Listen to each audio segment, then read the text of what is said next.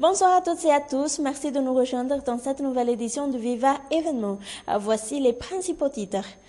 Coup de théâtre, la plateforme dite de majorité présidentielle présente elle aussi des noms de premiers ministrables au président de la République pour contre-attaquer le MAPAR. La réduction du taux de pauvreté ne sera pas atteinte par la Condil en 2015. Plus de 71,5% de la population reste dans l'extrême pauvreté, souligne l'enquête sur les OMD. 5 bandits ont été appréhendés par les éléments de la gendarmerie du côté d'Amoujatin. Et dans les actualités internationales, Viktor Yanukovych est officiellement recherché. Un mandat d'arrêt pour meurtre de masse a été lancé contre sa personne. Et à la une de l'actualité, ce contre-attaque de l'équipe présidentielle après la présentation d'Adaresamp par le MAPAR à la plateforme dite de majorité présidentielle qui vient justement de présenter des noms de premiers ministrables au président de la République cet après-midi au palais d'État d'Amoutsrouich. Suleiman Chsou et Yves Chanel nous en donnent plus de détails. Ils sont plus de 90 députés selon eux, un peu moins selon d'autres sources. Ces députés issus de la plateforme dite de la majorité présidentielle sont venus pour présenter eux aussi des noms de premiers ministrables au président de la République.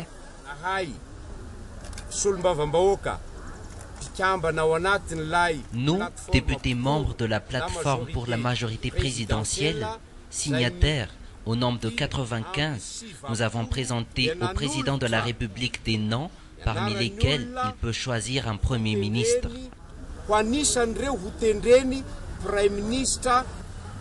Coup de bluff ou volonté manifeste de violer la loi fondamentale, ces députés de la plateforme pour la majorité présidentielle se disent en position de force pour opérer de telles manœuvres sans apporter de preuves exactes sur leur nombre.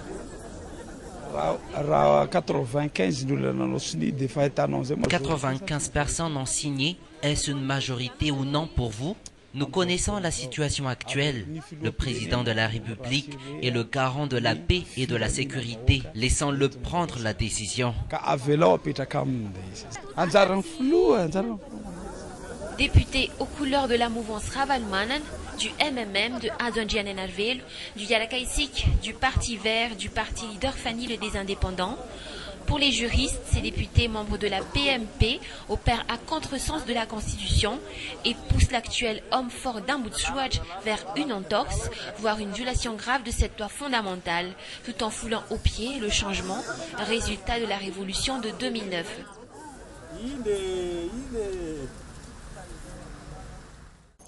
La balle est maintenant dans le camp du locataire Diavlou et d'Amoutsrouich concernant la nomination du Premier ministre. Le MAPAR, étant le groupe de partis majoritaires à l'Assemblée nationale, a déposé hier la lettre officielle présentant Yadaresamp à ce poste. Et Radzonar Mapian acceptera-t-il oui ou non? Pourra-t-il le refuser? Élément de réponse dans ce reportage de Mamboka Fetchenien sur les images d'Yves Chanel. Le président de la République nomme le Premier ministre, stipule l'article 54 de la Constitution. De coutume, il le nomme par décret. Un décret présidentiel portant nomination du Premier ministre et chef de gouvernement. Quant à celui qu'il devrait nommer, le texte est clair. C'est celui qui est présenté par le parti ou le groupe de partis majoritaires à l'Assemblée nationale. Une disposition entérinée par l'avis de la HCC du 17 février dernier. L'avis de la Haute Cour constitutionnelle sur la nomination du Premier ministre est clair.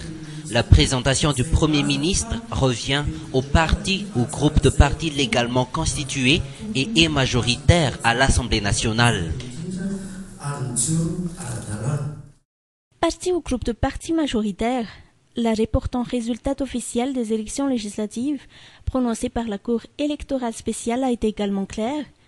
Il s'agit du MAPAR, cette plateforme des partisans d'Andrazouil qui a présenté officiellement à Adaresamp l'unique nom que le président de la République doit nommer au sens des dispositions de la loi fondamentale.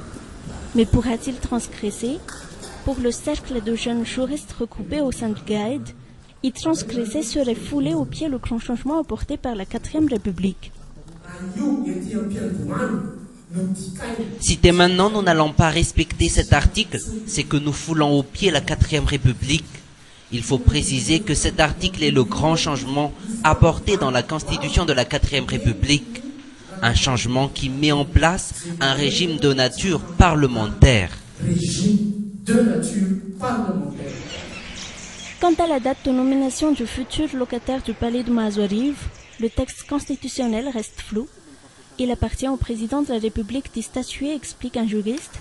En coulisses, on annonce la présentation très prochaine du nouveau gouvernement. Gouvernement de technocrates, gouvernement de politiciens, avec une trentaine ou une vingtaine de départements ministériels. Le débat n'est pas encore d'actualité pour les politiciens, malgré qu'en coulisses c'est déjà le cas. Qu'en pensent les nouveaux députés? Un reportage d'Armis Salakotpe sur les images d'Yves Chanel. À côté d'Azar et Samp, plusieurs noms sont présentés au président de la République pour être nommé au poste de Premier ministre. Quant à la formation du gouvernement, le débat n'est pas encore d'actualité auprès des députés. Pour le MAPAR, groupe de partis majoritaire à l'Assemblée nationale, la constitution de l'équipe gouvernementale devrait être la suite logique de la présentation du Premier ministre, compte tenu des rapports de force. Le prochain gouvernement qui va être constitué devrait être une équipe qui a le sens de la solidarité. L'opposition a déjà une place bien définie par les textes. Elle a une entière liberté de s'exprimer à leur guise, de faire appel au Premier ministre. La Constitution prévoit tout cela.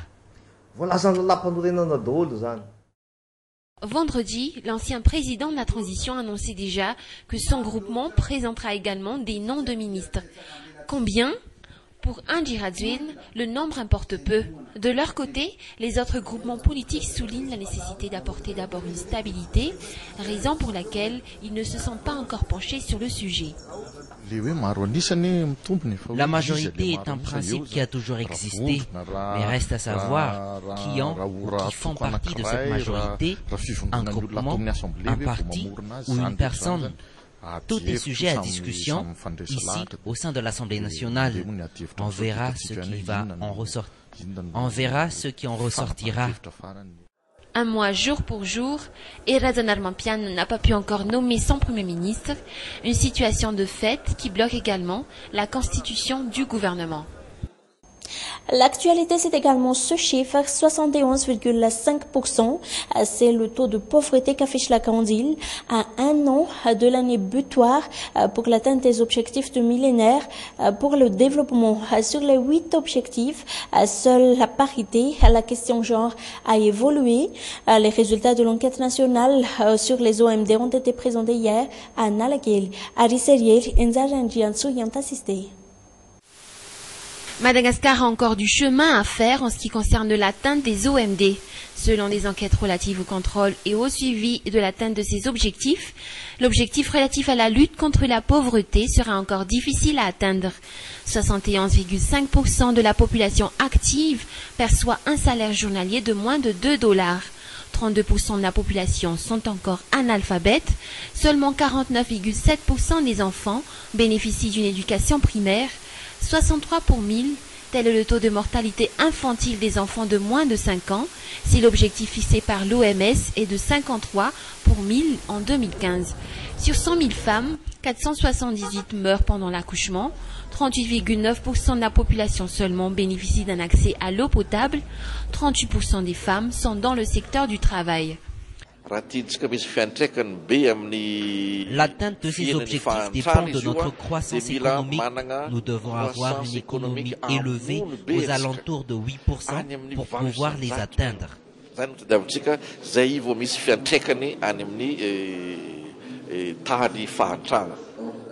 La crise qui a sévi la Grande Île figure parmi les contraintes qui ont éloigné Madagascar dans l'atteinte de ses objectifs. Madagascar qui dispose encore d'une année pour atteindre certains de ses objectifs fixés par l'OMD. En attendant cela, des efforts sont encore à fournir dans le domaine de l'économie. Et nous venons de le suivre sur les 8 objectifs du millénaire pour le développement. Seul en matière de parité, la question du genre, qu'on a eu des avancées conséquentes. Le secteur de la sécurité, la gendarmerie, en est l'un des exemples types. Cela fait 3 ans que la grande famille de la gendarmerie a eu l'idée d'intégrer des femmes gendarmes. Aujourd'hui, elles sont à peu près dans les 600. Anne Muriel et Nzara Ndianso ont rencontré quelques-unes d'entre elles. Et sachez que depuis, le comportement des gendarmes a bien changé. Elles sont une douzaine, ici au camp d'Akadlal, à renforcer le corps de la gendarmerie nationale.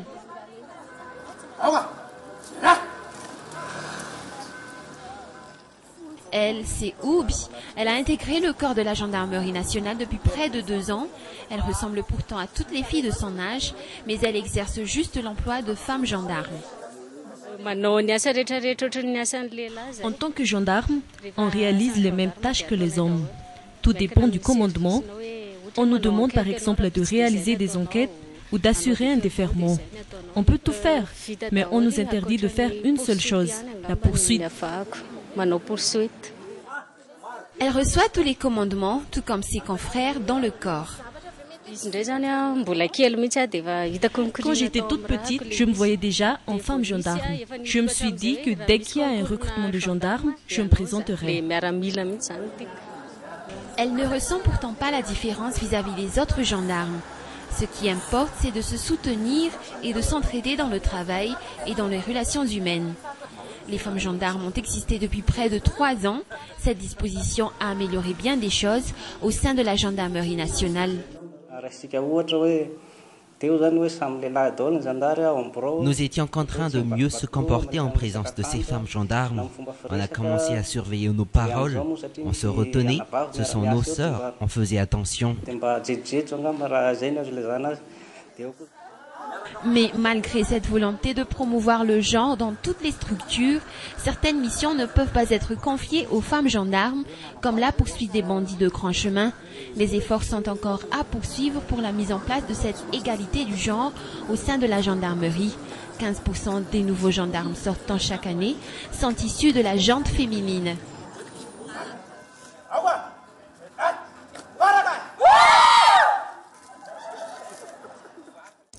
5 personnes ont fait l'objet d'arrestations dimanche dernier du côté de Somananjai, dans les districts d'Ambujachim. Une arrestation qui a réussi grâce à la participation effective de l'Anjmas Poknoul et de la gendarmerie nationale.